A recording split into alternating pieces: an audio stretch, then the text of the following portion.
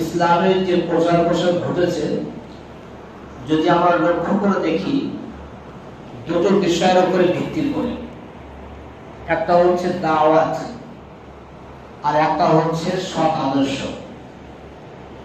দাওয়াত আর সৎ আদর্শের মাধ্যমে ইসলামের প্রচার প্রসার।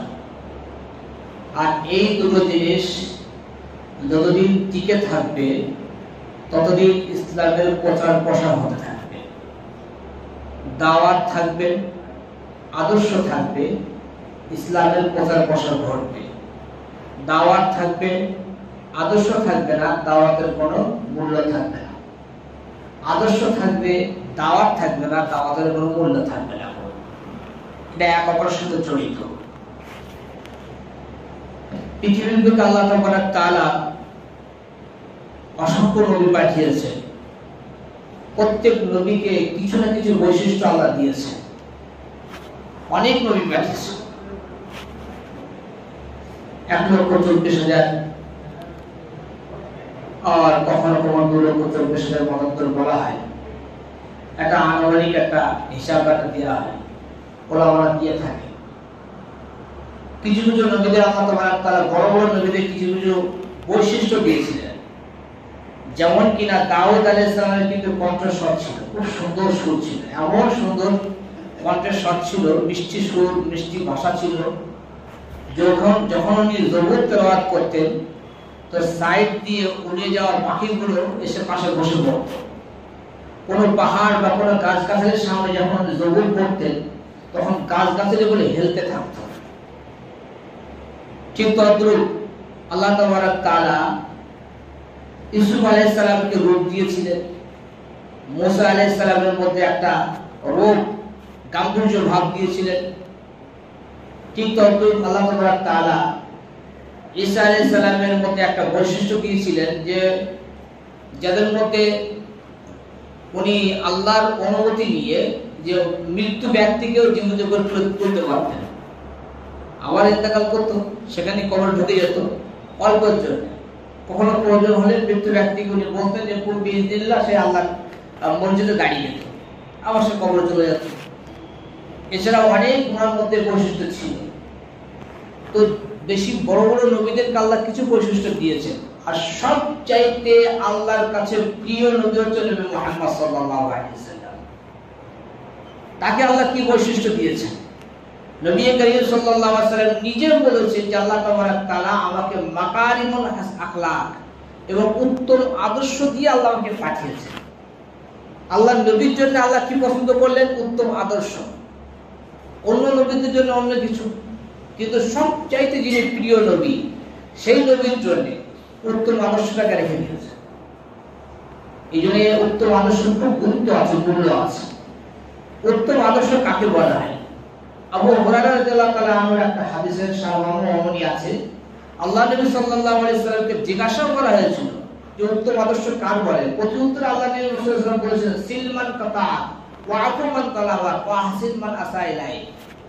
সিলমান কাতা, যে তোমার সঙ্গে সম্পর্ক ছেদ করবে তুমি সম্পর্ক জুড়ে রাখো। ওয়া আফু মান তালাবা, যে তোমার উপর অত্যাচার করবে তাকে তুমি ক্ষমা করতে থাকো। ওয়া আহসিন মান আসা ইলাই, যে তোমার সঙ্গে খারাপ ব্যবহার করবে তার সাথে তুমি ভালো ব্যবহার করে থাকো।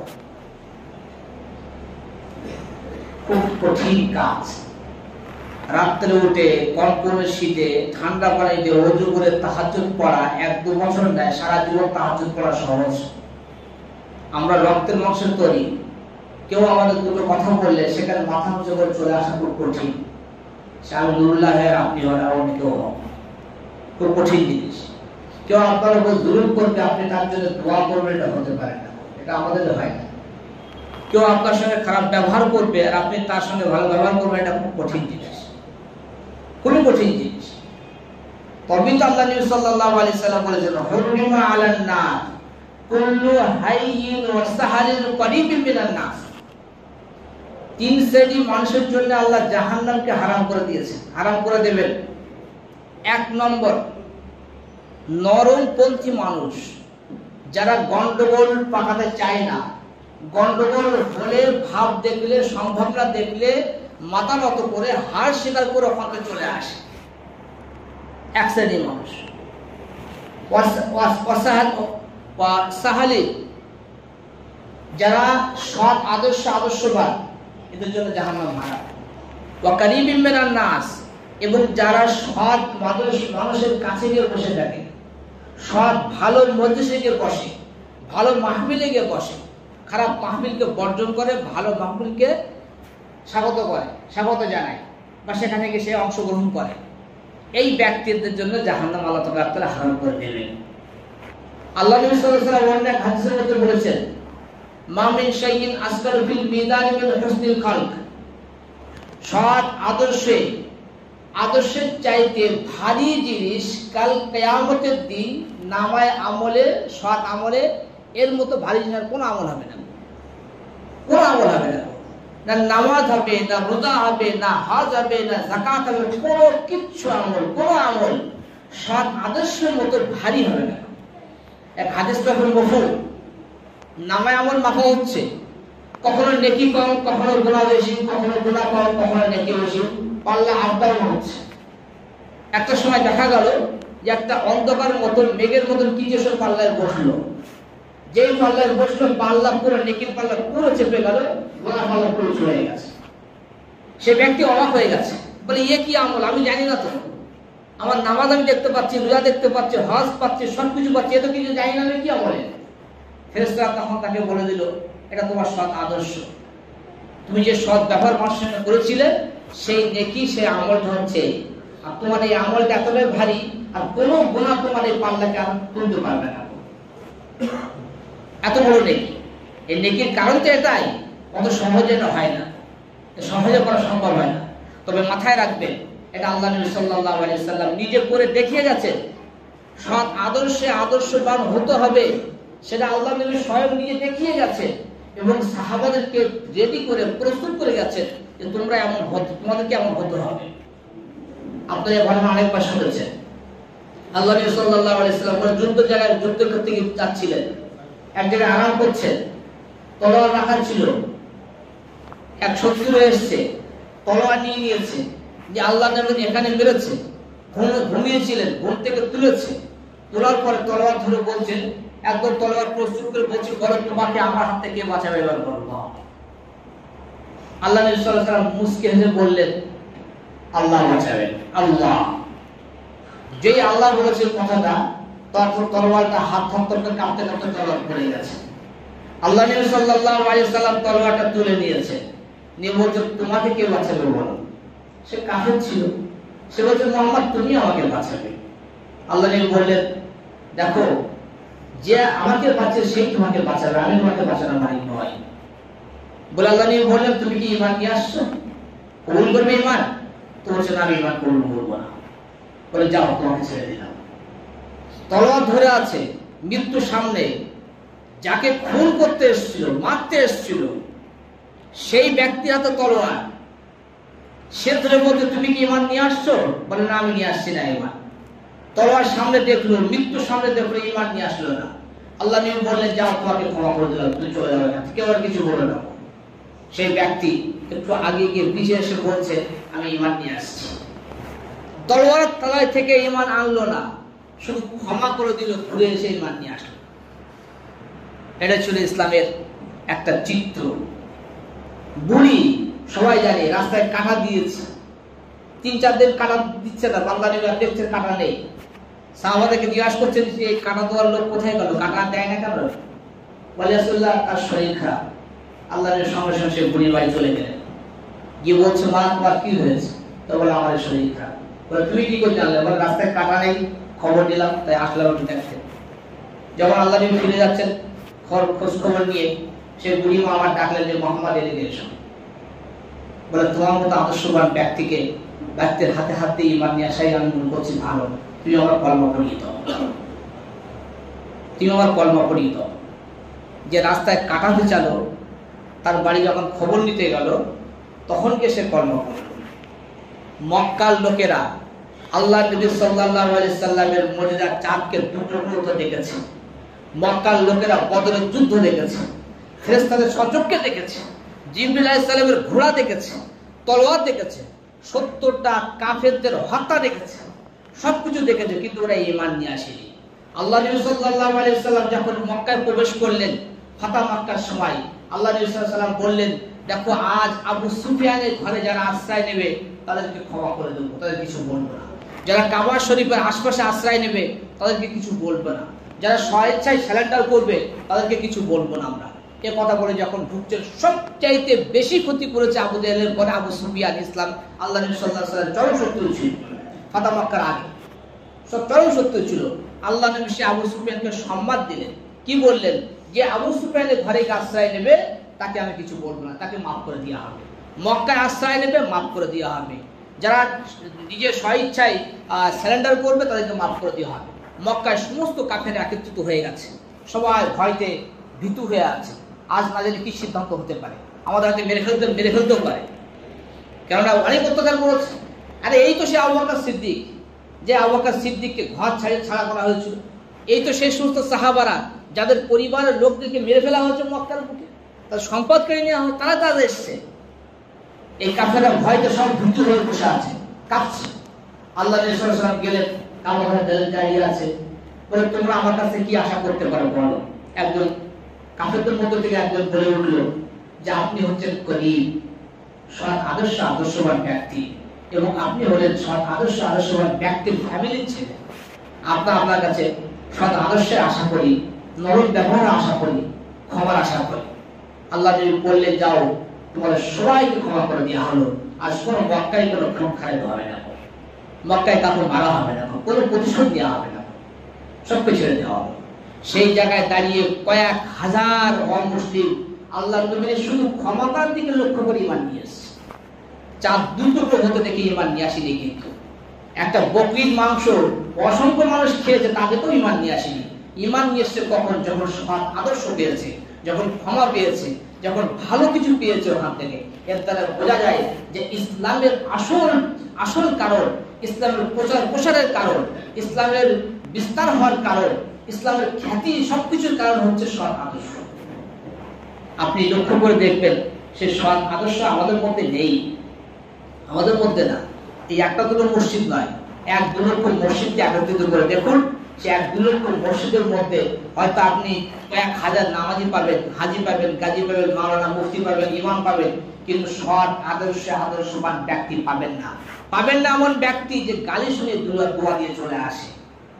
খুব কঠিন কাজ, খুব কঠিন কাজ। তবে হ্যাঁ, যারা গালি শুনে দোয়া দিতে পেরেছে, যারা অন্যায় অত্যাচারিত হয়ে ক্ষমা করেছে, যারা বঞ্চিত হয়ে অপরকে বুঝে দিয়েছে, যারা ক্ষতিগ্রস্ত হয়ে অপরকে ক্ষতি করেনি, বরং তাদের সহযোগিতার হাত বাড়িয়েছে, তারাই সমাজের বুকে ভালো স্থান পেয়েছে, আল্লাহর কাছে পাবে।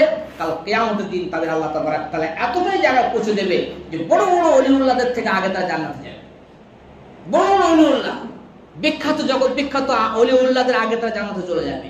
এই কাজ, এই আমল, এই আখলাক, এই নবীওয়ালা কাজ, নবীর আদর্শ, এই আদর্শে যারা আদর্শবান হতে পেরেছে তাদের মাকাম আর কেউ ছুঁতে পারবে না। হ্যাঁ, তারাই পারবে যারা ওই পথে যাবার পথিক। তাছাড়া সিজদা, নামাজ, রোজা, তাহাজ্জুদ, নফল ইবাদত, জিকির আজকার, কোরআন তেলাওয়াত, হজ, উমরা, তা কোনো কিছুই সৎ আদর্শের সঙ্গে পেতে পারবে না। এক হাদিস পাকের মধ্যে এসেছে, একটা মানুষ সমস্ত আমল করেছে, সমস্ত ফরজগুলো করেছে, ফরজ নাম জিনিসগুলো, এর সমস্ত ফরজ করেছে, এর কাছে অনেক নফল আছে, এর কাছে কোনো নফল নেই, শুধু সৎ আদর্শ আছে। এই ব্যক্তির থেকে 1000 বছর পূর্বে জান্নাতে যাবে। কথা বুঝে আসছি কি বলছি? এর কাছে সব আছে, তাহাজ্জুদ আছে, নফল রোজা আছে, উমরা আছে, সবকিছু আছে, নফল হজ আছে, দান খায়রাত আছে, সাদকা আছে, এর কাছে কিচ্ছু নেই, শুধু ফরজ নামাজ আর ভালো আদর্শ আছে, শুধু ফরজগুলো আছে আর ভালো আদর্শ আছে। এই ব্যক্তির চাইতে 1000 বছর পূর্বে এই ব্যক্তি জান্নাতে যাবে। তবে হ্যাঁ, যদি এর মধ্যে সৎ আদর্শ থেকে থাকে, কিন্তু তার শোনায় সোহাগা হয়ে গেল, কোনো কল্পনাই নেই।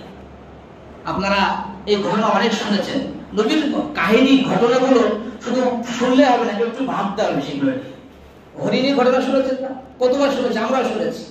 হরিণ পাতা রয়েছে, আল্লাহ নবী যাচ্ছেন, আল্লাহ জবান খুলে দিয়েছে। হরিণ বলছে যে আপনি আমাকে হেল্প করুন। তো কি হয়েছে? বলে আমার ছোট ছোট বাচ্চা রয়েছে, আমাকে শিকার করে নিয়েছে, ধরে বেঁধে গেছে। আল্লাহ নবী বললেন, তোমাকে ছেড়ে দেবো? তুমি না আমার না, তোমাকে কেউ ধরে নিয়ে এসছে, তুমি তার পশু, তার শিকার, তো তোমাকে ছেড়ে দিলে তাকে সে আমাকে ধরবে, অন্যায় হবে এটা। তো বলে আমি ফিরে আসবো। বলে কথা দিচ্ছ? বলে হ্যাঁ, আমি বাচ্চাদের দুধ খাইয়ে ফিরে আসবো এখানে, আপনি আমাকে আবার বেঁধে দেবেন। বলে ঠিক আছে।